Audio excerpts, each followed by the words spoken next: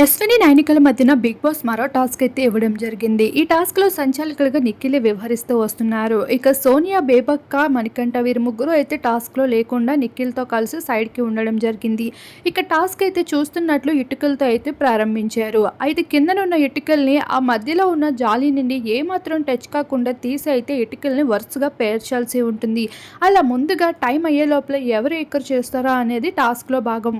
అయితే ఈ టాస్క్‌లో పాల్గొన్న సమయంలో నిఖిల్ అయితే చాలా స్ట్రిక్ట్‌గా వ్యవహరిస్తూ కనిపించడం జరిగింది. ఇక టాస్క్ అయితే ఇలా జరుగుతూ ఉన్న సమయంలో ఇద్దరికి సంబంధించిన టీమ్ హౌస్‌మేట్స్ కూడా చాలా యాక్టివ్‌గా అయితే పార్టిసిపేట్ చేస్తూ కనిపించేశారు. అశ్విని టీమ్ చాలా యాక్టివ్‌గా అయితే గేమ్ ప్లేని ప్లే చేస్తూ వచ్చేశారు. ఇక్కడ విష్ణుప్రియ టీమ్ అయితే ఓడిపోయిందంటూ నిఖిల్ అయితే సంచాలకుడిగా చెప్పుకుంటూ రావడంపై విష్ణుప్రియ అయితే నిఖిల్‌పై అరుస్తూ కనిపించింది.